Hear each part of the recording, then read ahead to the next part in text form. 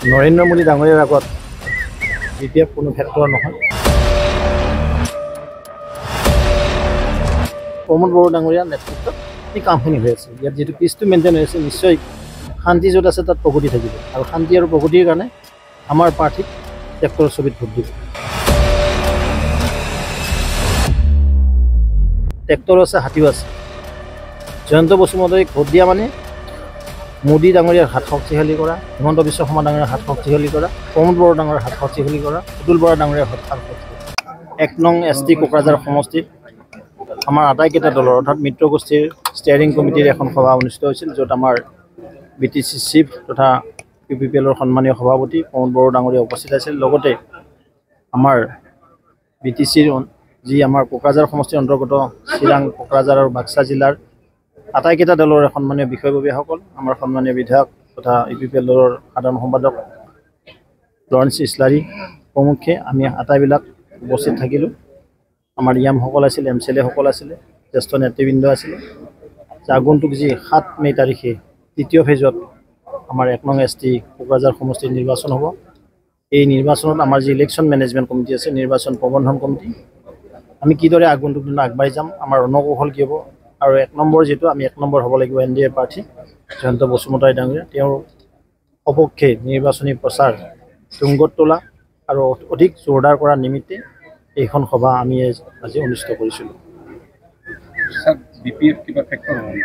মইতো যিটো দেখিছোঁ, নৰেন্দ্ৰ মোদী ডাঙৰীয়াৰ আগত BPF কোনো ফেক্টৰ নহয়।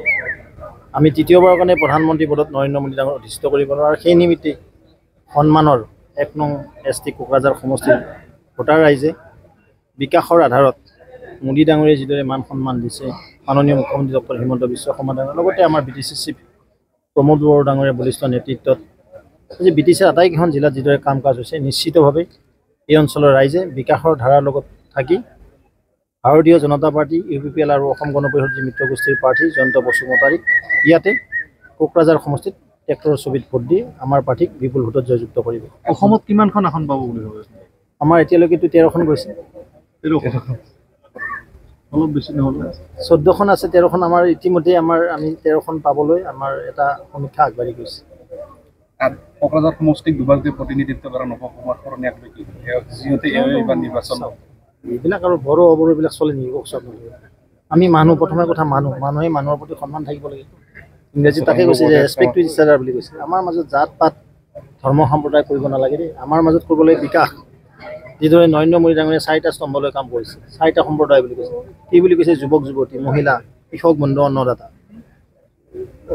ঠিক আমি সেই মানসিকতাৰ কাম কৰিম। ইয়াত কোনো আমাৰ বড়ো অবড়ো এইবিলাক ক'বলৈ নাপায়। সেইবিলাক মানুহৰ মাজত বিভেদ কৰি ভোট খুজিবও নাপায়। এই সমগ্ৰ BTC অঞ্চলত ডেভেলপ হ'ব লাগিব, যাৰ কাৰণে মোদী ডাঙৰীয়াই টকা পইচা দিছে, যাৰ কাৰণে সন্মানীয় মুখ্যমন্ত্ৰী হিমন্ত বিশ্ব শৰ্মা ডাঙৰীয়াই দিছে, আৰু প্ৰমোদ বড়ো ডাঙৰীয়াৰ নেতৃত্বত এই কামখিনি হৈ আছে। ইয়াত যিটো পিচটো মেইনটেইন হৈ আছে, নিশ্চয় শান্তি য'ত আছে তাত প্ৰগতি থাকিব, আৰু শান্তি আৰু প্ৰগতিৰ কাৰণে আমাৰ প্ৰাৰ্থীক ট্ৰেক্টৰৰ ছবিত ভোট দিব। ভোটাৰে NDAৰ প্ৰাৰ্থীক কিয় ভোট দিব বুলি ভাবে? সেইটোৱে ক'লোঁ যে শান্তিটো ইয়াত বিৰাজমান হৈ আছে BTC অঞ্চলত। আগৰ BTCৰ এতিয়া BTC নাই। ইয়াত সুন্দৰ ৰাস্তা ঘাট আৰম্ভ হৈছে, মেডিকেল কলেজ হ'ল, দলং বা বিভিন্ন ধৰণৰ আন্তঃগাঁথনি হৈছে। এইবিলাক চাব নোৱাৰা জনতাই। লগতে আমাৰ যিবিলাক হিতাধিকাৰী আছে, আৱাস যোজনাৰ ঘৰৰ পৰা, অৰুণোদয় আঁচনিৰ পৰা, আয়ুষ্মান ভাৰতৰ কাৰ্ডলৈকে, এই গোটেইখিনি কোনে কৈছে? বিনামূলীয়া ৰেচন দিছে, বিনামূলীয়া ৰেচনৰ কাৰণে যিখন ফ্ৰী কাৰ্ড লাগে, কাৰ্ডখনো পাইছে। এইখিনি গোটেই কথা চাব জুকিয়াই, আৰু চাই কেনে ৰাইজে ভোট দিব। আৰু নিশ্চিতভাৱে মোদীজীৰ নেতৃত্বত যিদৰে আজি দেশৰ স্বাভিমান বৃদ্ধি হৈছে, অসমৰ আজি গৰিমা বৃদ্ধি হৈছে, BTC অঞ্চলৰ গৰিমা বৃদ্ধি হৈছে, আৰু সেই নিমিত্তে BTC অঞ্চলৰ ৰাইজে য'ত আমাৰ UPPLৰ প্ৰাৰ্থী আছে তাত UPPLক দিব, য'ত ভাৰতীয় জনতা পাৰ্টিৰ প্ৰাৰ্থী আছে তাত ভাৰতীয় জনতা পাৰ্টিক ভোট দিব। কৰিব পাৰে, তেওঁতো বিধায়কো আছিলে এসময়ত, নহয় জানো? এইটো বহুত ডাঙৰ কথা নহয়। কিয় বা গ'ল, তেওঁৰ কিবা অসুবিধা হ'ল নেকি? তেওঁ গ'লেও আমি বিপুল ভোটত এই শিলচৰ চিট আমাৰ বিজয় নিশ্চিত। পৰিমল শুক্লবৈদ্য ডাঙৰীয়া 2 লাখতকৈ অধিক ভোটত শিলচৰ সমষ্টিৰ পৰা নিৰ্বাচিত হ'ব। আৰু ইয়াত UPPLৰ প্ৰাৰ্থী কিমান লাখ ভোট? ইয়াতো প্ৰায় 2 লাখৰ ওপৰে যাব। চৰকাৰে দৰে সহায় কৰিব? আমি ক'লোঁ যে আমাৰ প্ৰাৰ্থী হয়, UPPLৰ প্ৰাৰ্থী নহয়তো, মিত্ৰ গোষ্ঠীৰ প্ৰাৰ্থী। মই পাৰ্টীৰ সভাপতি হিচাপে আহি ইয়াত আমাৰ প্ৰতিজন শ্ৰদ্ধাভাজন কাৰ্যকৰ্তা বন্ধু বাইদেউক আমি এপ্ৰ'চ কৰিছোঁ যে এইজন জয়ন্ত বসুমতাৰী আমাৰ NDAৰ প্ৰাৰ্থী হয়। মোদীজীক তৃতীয়বাৰৰ কাৰণে প্ৰধানমন্ত্ৰী পদত অধিষ্ঠিত কৰাৰ কাৰণে জয়ন্ত বসুমতাৰী ডাঙৰীয়া আমাৰ প্ৰাৰ্থী। তাত আমাৰ পদুমো আছে, ট্ৰেক্টৰো আছে, হাতীও আছে। জয়ন্ত বসুমতাৰীক ভোট দিয়া মানে মোদী ডাঙৰীয়াৰ হাত শক্তিশালী কৰা, হিমন্ত বিশ্ব শৰ্মা ডাঙৰীয়াৰ হাত শক্তিশালী কৰা, প্ৰমোদ বড়ো ডাঙৰীয়াৰ হাত শক্তিশালী কৰা, পুতুল বৰা ডাঙৰীয়াৰ হাত শক্তিশালী। बेराम आजार जानाय सुबुंफोरनि थाखाय ईश्वर पलिक्लिनिक एन्ड रिसार्च सेन्टारा गोबां खाबुफोर लाबोदों। बे ईश्वर पलिक्लिनिक एन्ड रिसार्च सेन्टाराव गोबां बेराम जानाय सोखानो हाग्रा मोजां रोंगौथि गोनां डक्टरफोर दं।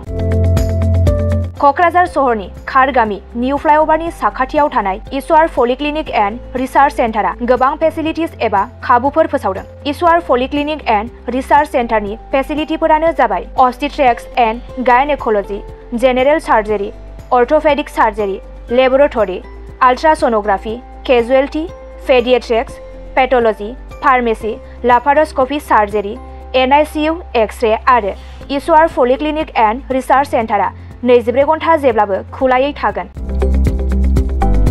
लांलाय लाबोलायनि एम्बुलेन्सआबो मोजाङै सार्भिस थागोन। निखावरि सुबुंफोरनो ईश्वर पलिक्लिनिक एन्ड रिसार्च सेन्टारा रेहाय होनाय जागोन आरो बेराम आजारफोरखौ बे ईश्वर पलिक्लिनिक एन्ड रिसार्च सेन्टाराव मोजाङैनो देहाखौ फाहामथाय लाफैनो हागोन। खम बेसेनाव जायखिजाया समावनो अपारेशन खालामनो हानाय जागोन। आबुङै खौरां लाहरनो थाखाय 9395024949 जानबुं नाम्बाराव खौरां लाहरनो हागोन आरो इमेल ishwarpoli30@gmail.com आव जगाजग खालामनो हागोन। नमस्कार, मैं ईश्वर पलिक्लिनिक रिसार्च सेन्टारर सुपारिटेन्डेन्ट डक्टर CK दैमारीয়ে কৈছো। आमार এই ईश्वर पलिक्लिनिक रिसार्च सेन्टारটো কোকৰাঝাৰৰ খাৰগাঁৱৰ ফ্লাইঅভাৰৰ তলতে এইটো নতুনকৈ আবাৰ স্থাপিত হৈছে এটা নাৰ্ছিং হোম। ইয়াতে আমাৰ এই নাৰ্ছিং হোমত বিভিন্ন বিভাগৰ চিকিৎসা কৰা হয়, যেনেকৈ অৰ্থোপেডিক্সৰ আৰু গাইনোকলজি আৰু তাৰপিছতে জেনেৰেল চাৰ্জাৰী, আৰু আমাৰ ইয়াতে জেনেৰেল চাৰ্জাৰী হোৱাৰ লগতে লেপাৰস্কোপিক অপাৰেশ্যনো হয়।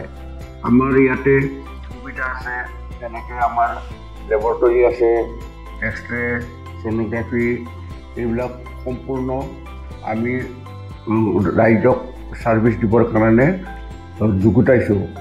ৰাইজ আমাৰ ইয়াতে OPD যিটো মানে বহিৰ্বিভাগৰ ৰোগী চোৱা হয়, সেইটো আমাৰ চোৱা হয়।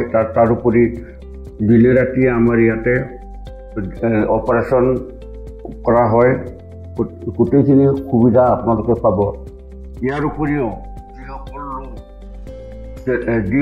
যিসকল লোক আৰ্থিকভাৱে তেওঁলোকৰ দুৰ্বল, তেওঁলোকক আমি ৰেহাই